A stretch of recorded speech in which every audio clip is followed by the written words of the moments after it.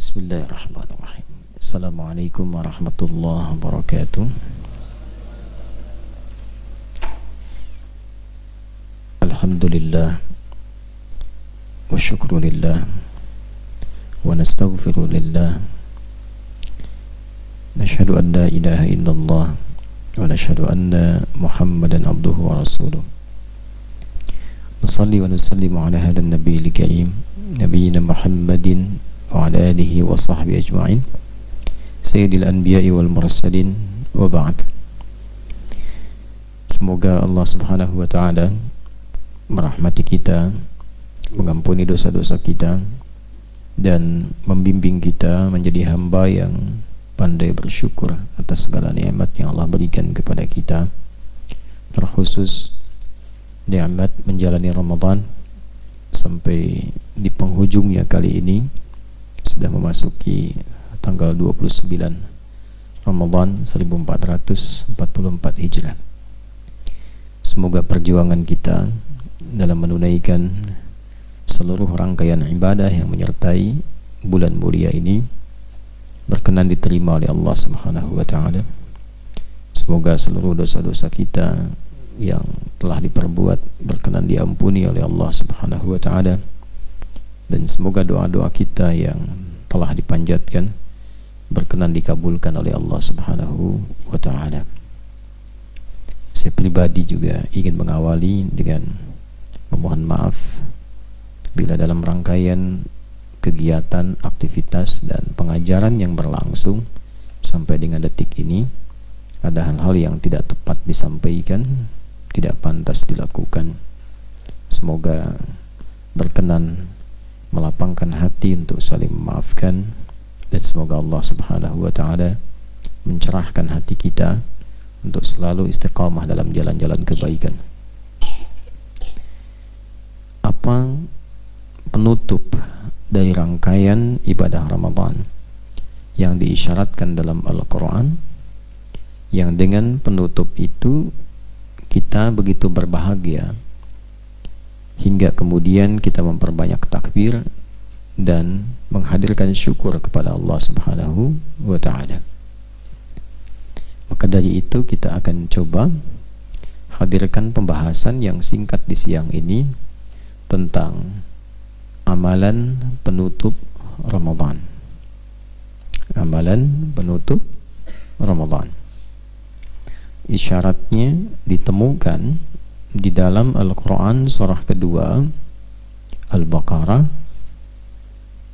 di ayat 185 menjelang akhir ayatnya. Jadi kalau kita bacakan dari awal itu terkait dengan keterangan bulannya, kemudian cara menetapkannya, toleransi bagi dua golongan khususnya yang dinilai oleh Allah dalam Al-Quran memiliki keterbatasan dalam menunaikan ibadah siam. Lalu kemudian kemuliaan Al-Quran mengisi amalan-amalan interaksi kita dengan Ramadan, baik di siang terkhusus juga malamnya selama Ramadan, baru diakhiri dengan kesempurnaan amalan, dan di situ kita berbahagia hingga bertakbir dan menghadirkan syukur paripurna kepada Allah Subhanahu wa ta'ala. Allah berfirman, a'udzubillahi minasyaitonir rajim, bismillahirrahmanirrahim, syahru ramadhan alladzi unzila fihil Qur'an. Puasa yang diwajibkan pada kalian itu sebagaimana diwajibkan pada orang sebelum kalian, agar dengan puasa itu kita berlatih menjadi pribadi yang lebih baik, lebih bertakwa. Puasa dimaksud ditunaikan selama sebulan penuh di bulan Ramadan. Jadi ayat 185 ini memperjelas ayat 183. Di bulan Ramadan itu spesialnya yaitu bulan saat diturunkannya Al-Quran. Syahru Ramadhan alladzi unzila fihil Quran. Dan kita telah belajar esensi dari diturunkannya Al-Quran ini, yaitu membimbing kita agar mampu memiliki pedoman paripurna dalam berkehidupan. Karena itu kita pernah belajar materi tentang esensi kehidupan, peta hidup, dan bagaimana memetakan pedoman kehidupan agar sesuai dengan pilihan yang kita tetapkan dalam menjalani kehidupan itu. Kemudian kata unzila fihi al-Quran juga terkait dengan renungan tentang qadar dan keutamaan di dalamnya. Maka ini isyarat besar yang ditafsir kemudian di surah 97, surah Al-Qadar. Jadi menggunakan redaksi anzala yunzilu, yang di sini bentuk pasifnya fi'il madhi majhul, unzila nanti dijawab dengan bentuk aktif anzala, dan dilekatkan keagungannya kepada keagungan Allah pakai na. Maka dijawab di Quran surah 97, inna anzalnahu fi lailatul qadar. Jadi Allah menerangkan dulu puasa yang diwajibkan ditunaikan itu waktunya selama sebulan, bulannya Ramadan, supaya tidak ada yang tanya bulan apa lagi. Setelah itu menerangkan kemuliaan Ramadan itu terkait dengan Al-Quran. Maka di Ramadan ada malam apa? Al-Qadar, kan? Saat diturunkan Al-Quran dari Lauh Mahfud ke Sama'id Dunya sebagai pedoman berkehidupan. Maka di situ kita memburu setiap waktu, setiap malam, semangat supaya nggak tinggal. Lalu berinteraksi dengan Al-Quran sebagai pedoman kehidupan, sekaligus merenungkan tentang pilihan kehidupan kita untuk kita rencanakan pasca Ramadan menjadi lebih baik. Kalau memilih ilmu berarti belajar lebih baik, jadi alim yang lebih baik. Kalau memilih harta berarti menjadi pebisnis, hartawan yang lebih baik, berbisnisnya lebih baik. Kalau memilih kedudukan berarti bersemangat mencari untuk mengharap ridha Allah sehingga menjadi pejabat yang lebih baik. Kalau memilih dengan tenaga, berusaha memetakan pekerjaan apa yang layak digunakan untuk tenaga yang saya miliki dan Allah ridha. Dan itu konsisten dijalani sampai dengan wafat, atau mungkin sampai datang Ramadan lagi untuk dievaluasi. Nah, kalau kita betul-betul menggunakan Al-Quran sebagai pedoman berkehidupan, maka Quran akan membimbing kita untuk mampu membedakan ini yang tepat, ini yang kurang bagus, ini yang bisa dikerjakan, ini yang harus dijauhi. Dari semua perilaku kita, dari semua organ tubuh kita, dari ujung kepala sampai ujung kaki, nanti mata mampu memandang dengan baik mana yang harus dipandang, mana yang tak boleh dilihat, mana yang bisa didengar, mana yang tak pantas untuk didengar, mana yang harus dikatakan, mana yang harus diam. Kemampuan untuk membedakan sesuatu yang kurang baik dengan tidak baik disebut dengan furqan namanya. Dan bukan hanya mampu membedakan, tapi bisa menjelaskan. Imannya menuntun dan menjelaskan. Kenapa enggak ikut ke sini? Itu kurang cocok bagi saya. Karakter saya tidak tepat di situ. Dan menjelaskannya dengan hikmah. Orang yang tidak tahu bertanya kenapa enggak minum bir misalnya. Saya kurang cocok dengan minuman itu. Pengaruh kepada sayanya akan menjadi kurang baik. Ketika minum yang seperti itu, maka dampaknya kepada diri saya menjadi lemah, berpikir lemah, perilaku kurang baik. Saya cocoknya minum susu, saya cocoknya minum air bening dan sebagainya. Tuh, supaya dia mengerti, nanti lama-lama dia menyadari, itulah hikmah. Kalau sudah sama-sama tahu, maka tinggal dikemukakan unsur haramnya, ya, supaya menjaga diri kita dalam keadaan terhormat. Itulah kemampuan menjelaskan sesuatu yang boleh jadi kita dapatkan petunjuknya dari Al-Quran untuk kita praktekkan, sekaligus mampu membedakan yang benar dengan yang salah. Jadi semua berurut petunjuknya. Maka teruskan ayatnya, Syahru Ramadan alladhi unzila fihil Quran hudal linnas. Hudan itu yang pedoman tadi. Wa bayyinatin minal huda wal furqan. Mampu menjelaskan dari petunjuk-petunjuk Quran tadi. Kan itu topiknya banyak. Ya, topik sebagai pribadi, topik sebagai bagian dari anggota masyarakat, topik keluarga, kemudian ke profesi, mampu diterangkan, mampu dijelaskan, mampu diamalkan. Faman syahida minkumus syahra falyasum. Nah, baru masuk ke metode. Setelah tahu, setelah paham Ramadan, bagaimana cara menentukan awalnya, bagaimana cara mengetahui akhirnya. Menentukan awal masuk ke Ramadan, mengetahui akhir, tentu menunjukkan pula masuknya satu Syawal atau Idul Fitr. Maka di situ muncul metodologi yang telah kita pelajari, ada hisab, ada apa, ru'yat.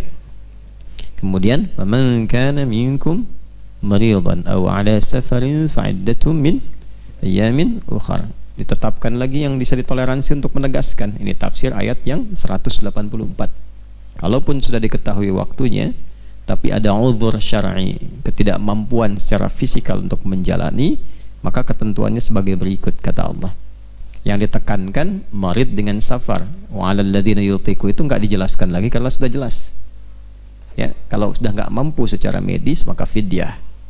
Tapi kalau orang sakit atau dikiaskan pada yang sakit, kemudian juga orang-orang yang dalam perjalanan yang tidak memungkinkan puasa, maka ditegaskan kembali hukumnya di ayat 185. Itu penegasan, bukan pengulangan. Di Quran tidak ada pengulangan. Ya, di dalam tafsir disebutkan ta'sis di ma'nan jadid, pondasi untuk menyampaikan makna yang baru. Jadi yang disebutkan di kalimat pertama beda maknanya dengan kalimat kedua, sekalipun lafadznya disebutkan dengan lafadz yang serupa, ya kan? Ya, fabi ayyi ala'i rabbikuma tukadziban, di surah Ar-Rahman ada berapa kali disebutkan?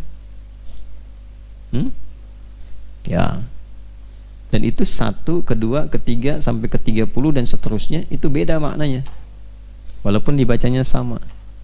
Nanti pas ngaji masuk ayat itu bisa diperdalam, ya. Nah kemudian setelah itu apa?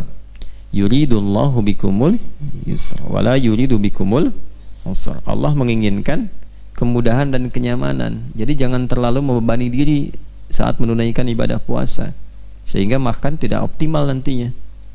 Ya, bangun malam bagus, tapi yang proporsional, jangan sampai ibadah siangnya jadi hilang. Bangunnya malam bagus, cuman siang tidurnya dari ba'da subuh sampai menjelang zuhur, kan gak produktif tuh waktunya. Istirahat gak apa-apa, jam 8, jam 9 bangun lagi, aktivitas lagi. Tapi kalau tidur dari ba'da subuh, bangun-bangun setengah 12, terus amalnya dalam mimpi, nah hisabnya pun di mimpi ntar, nah, masuk surganya dalam mimpi, ya. Nah jadi proporsional, makanya diatur waktunya, apa yang harus dimakan di malam hari. Udah makan bagus, makan lagi, habis makan lagi, makan lagi. Begitu salat qiyam cuman 2 orang. Ya, kecapean gitu. Ya, tapi diatur, disesuaikan dan seterusnya. Nah, jadi itu yang dioptimalkan. Allah menginginkan kemudahan, jadi jangan mempersulit diri, tapi juga teratur.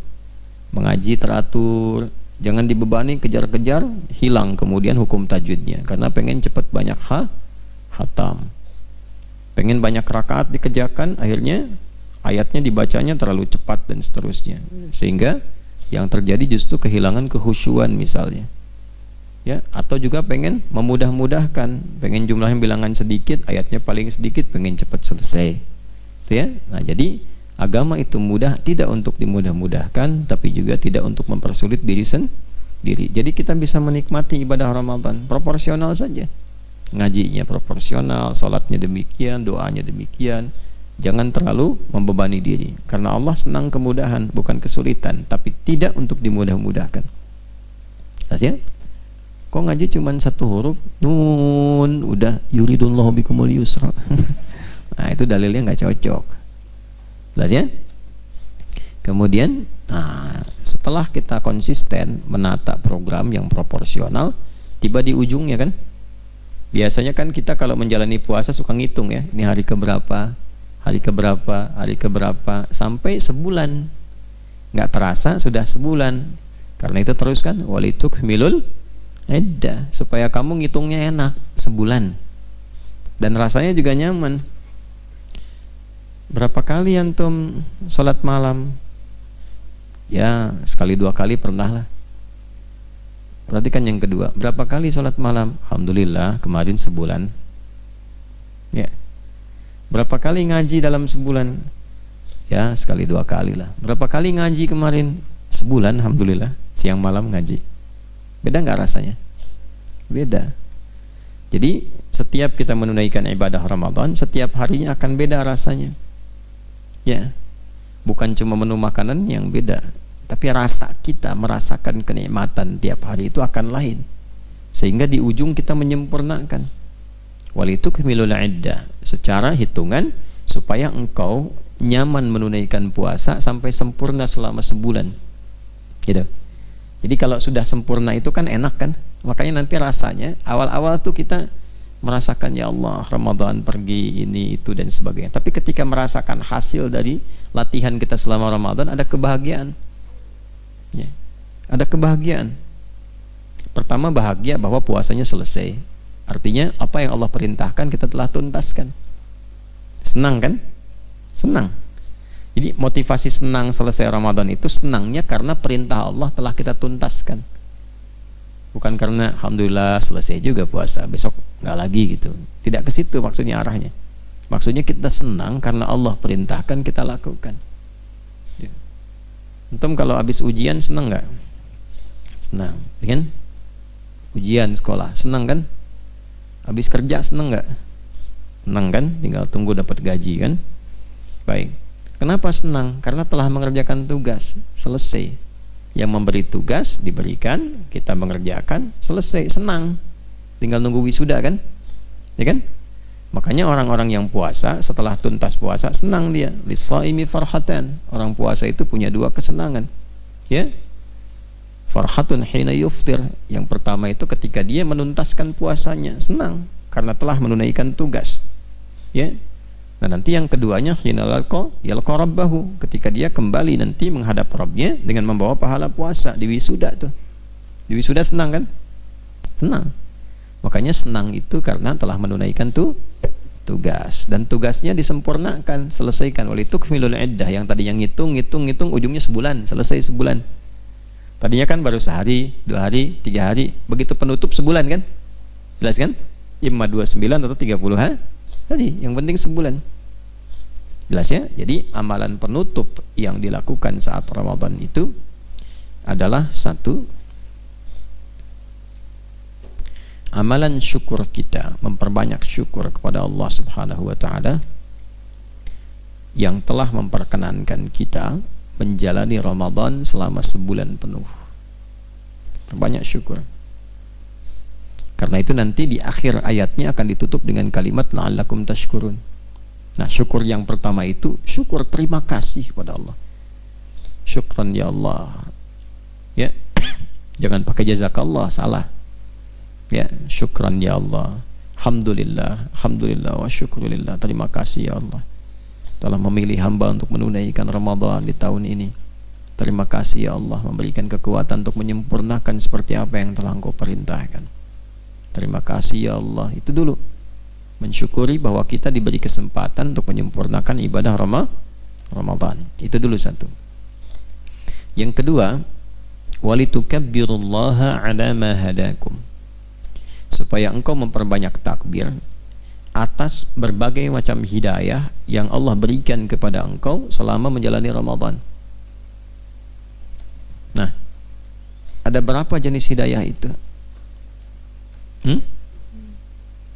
Nah, hidayah itu beragam jenisnya. Bagi yang belum beriman, dapat hidayah, dia beriman, masuk Islam. Itu hidayah yang terkait dengan akidah.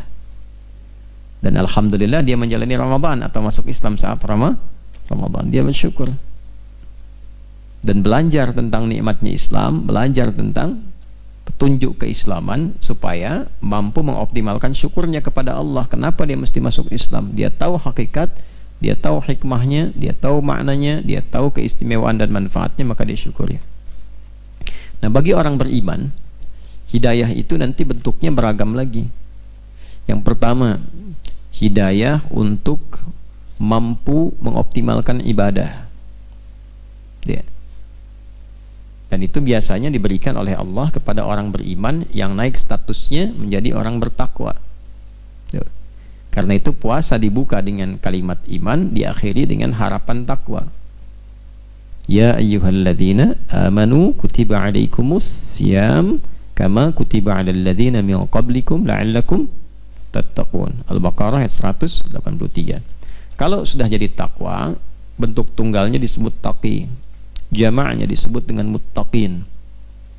Maka orang-orang muttaqin ini ketika mendapatkan hidayah, hudan dari Allah, itu terjadi penguatan iman dan penambahan amal soleh.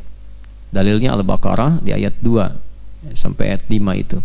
Dzalikal kitabu la raiba fihi hudal lil muttaqin. Ketika orang bertakwa mendapatkan hidayah dari Al-Quran, dari pengajaran dan sebagainya, maka apa yang terjadi? Ayat 3, alladzina yu'minuna bil ghaib. Dari amanu jadi yu'minun, makin naik. Yu'minun kan fi'il mudhari. Sekarang beriman, terus beriman, nanti pun beriman, dia jaga imannya. Karena nanti ada yang yusbihu mu'mina wa yumsi kafira, paginya beriman, sorenya bisa kufur. Nah, orang takwa tidak begitu, imannya terus naik.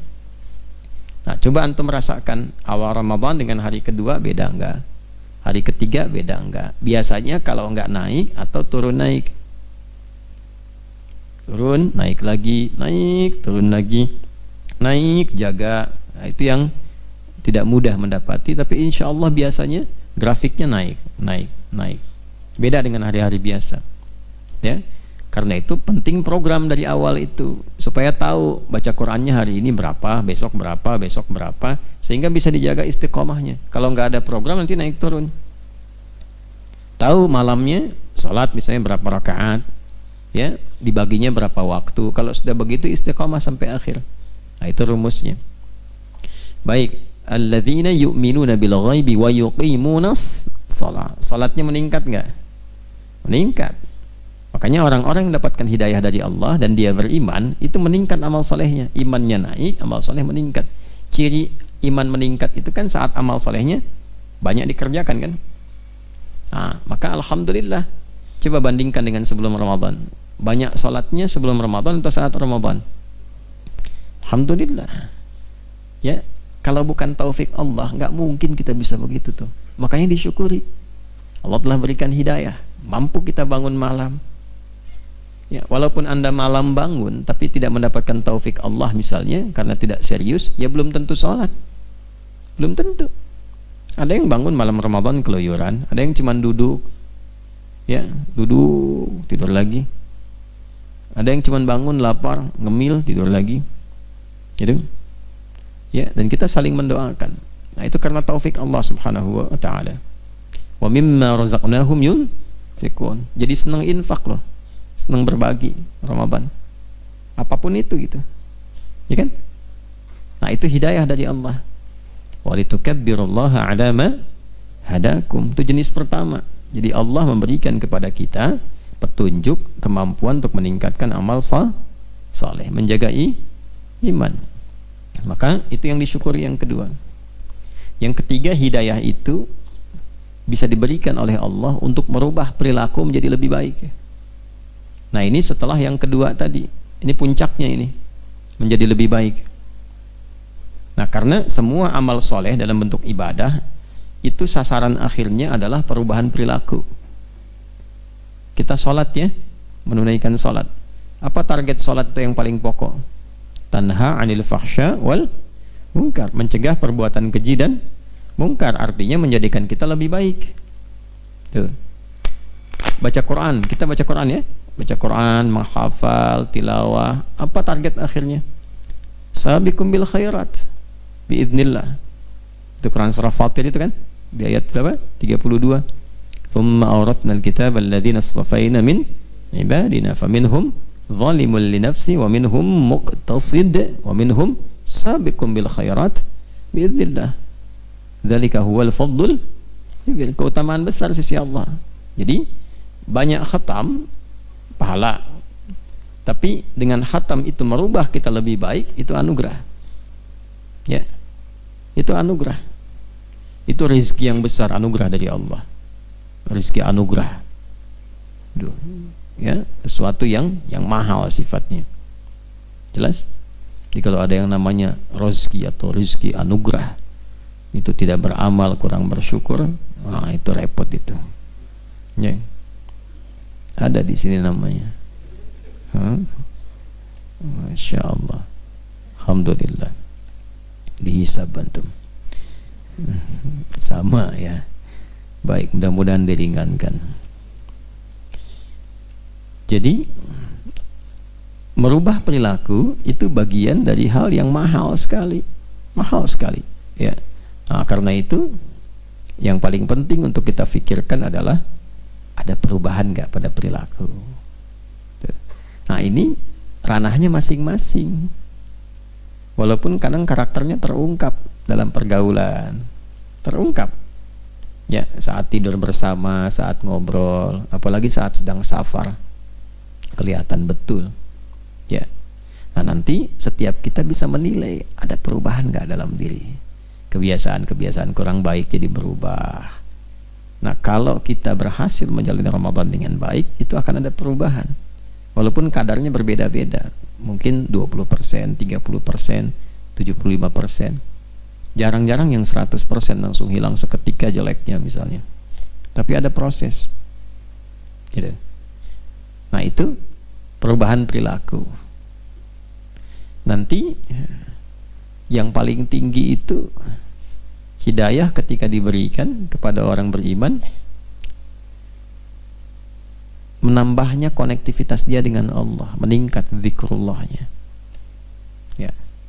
Nah, kalau sudah meningkat zikrullah, sudah bukan hanya ibadah formal, sholat gitu, baca Quran, puasa, tapi juga hal-hal yang ia lalui dalam hidup selalu tersambung dengan Allah. Jalannya ingat Allah, duduk ingat Allah, kerja ingat Allah, itu zikrullah. Kasyaf, terbuka semua konektivitas segala kebaikan. Akhirnya dirinya terpelihara dari keburukan gitu kan. Kalau jalan ingat Allah pasti kan terjaga kan ya, nggak mungkin jalan ke tempat-tempat yang Allah nggak sukai ya sedang ingat Allah ya kan. Nggak mungkin mengambil hak orang lain ketika berjalan, ngambil sendal orang, sepatu orang. Ketika kerja duduk nggak mungkin berbuat curang. Ketika berbaring nggak mungkin berbaring di tempat yang salah ya kan.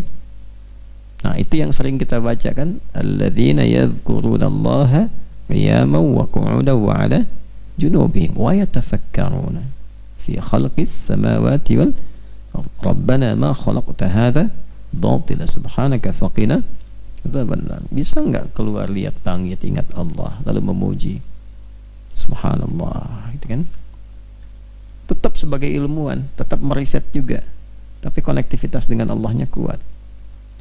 Nah kalau itu sudah didapatkan, kita ekspresikan dengan bersyukur. Nah salah satu ekspresinya itu dengan takbir. Takbir itu banyak jenisnya. Ada takbir yang digunakan untuk motivasi berjuang, minta kekuatan kepada Allah. Ada takbir membuka ibadah seperti takbir sholat. Ada takbir memadamkan api ya kan, saat terjadi kebakaran. Ada tarikan gravitasi yang tinggi itu ya, takbir. Ada takbir untuk mensyukuri nikmat, ada takbir mensyukuri nikmat. Nah itulah takbir pasca selesai Ramadan, maka kita perbanyak semangat tuh.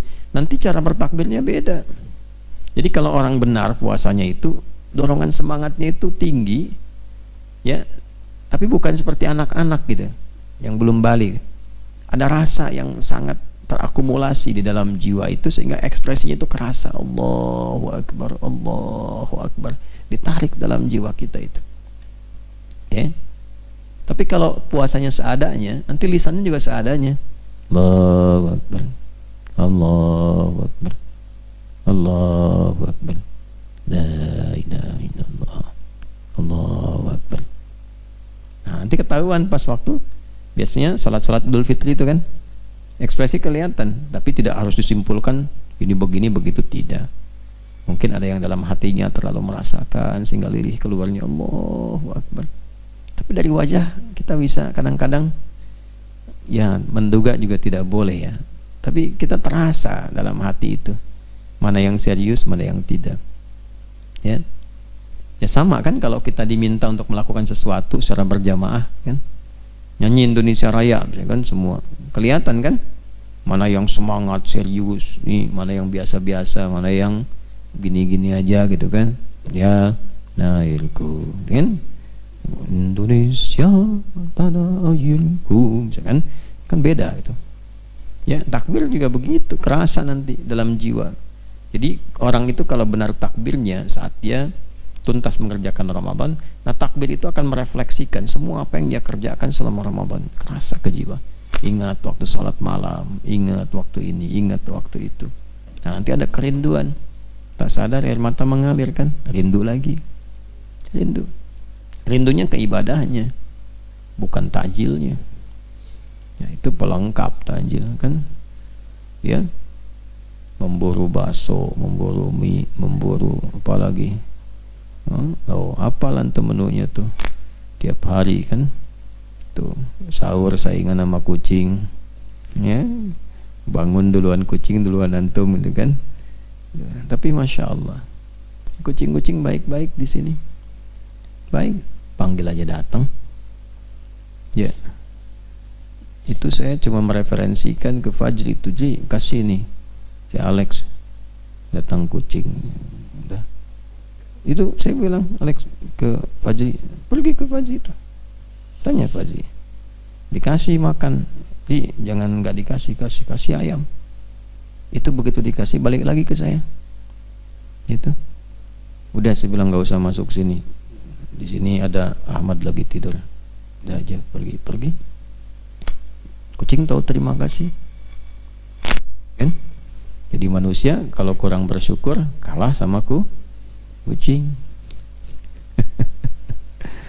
Ya. Nah, jadi itu yang dicatat ya. Yang pertama apa?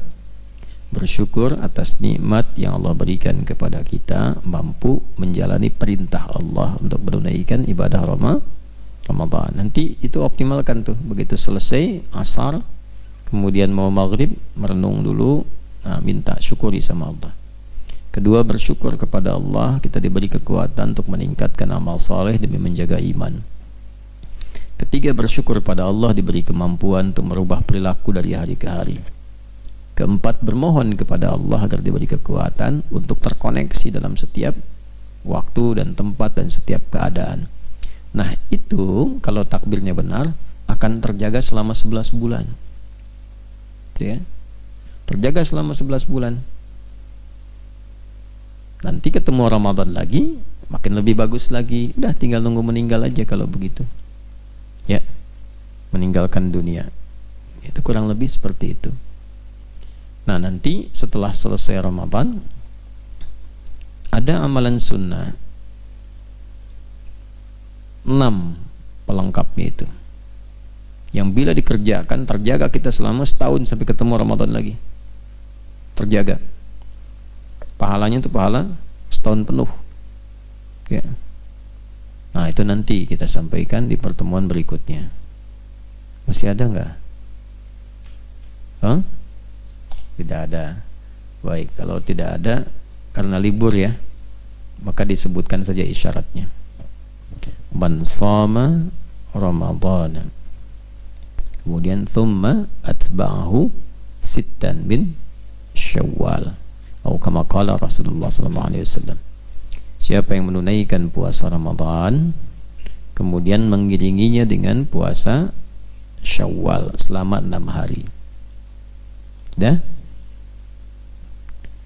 Fakana yasumu ad-dahra kullahu, atau faka'annama yasumu ad-dahra kullahu. Maka puasa yang dia tunaikan itu seakan nilainya selama setahun penuh.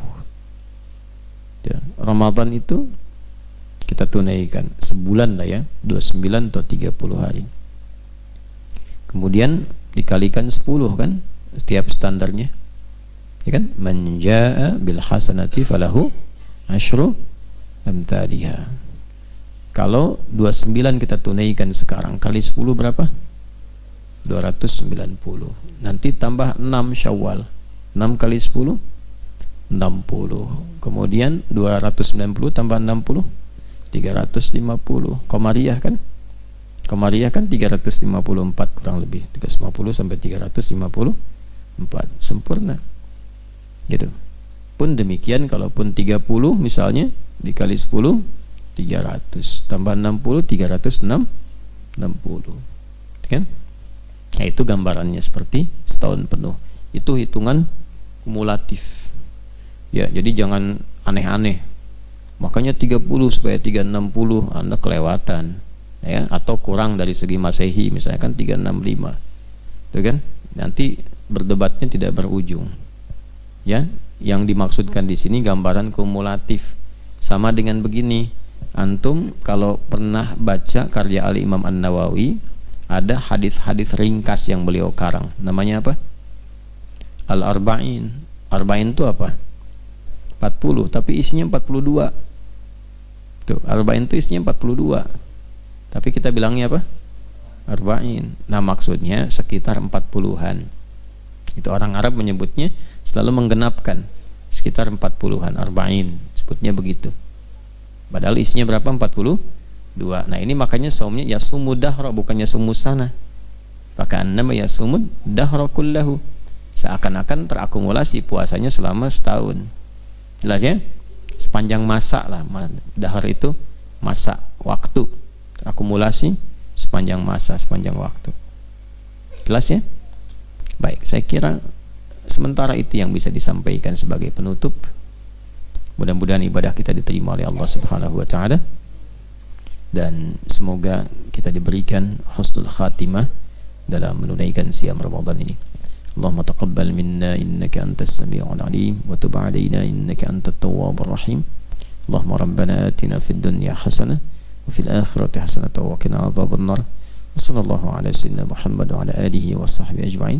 Wa akhiru da'wana subhanakallahumma bihamdika asyhadu an la ilaha illa anta nastaghfiruka wa natubu ilaik. Alhamdulillahi rabbil alamin. Assalamualaikum warahmatullahi wabarakatuh.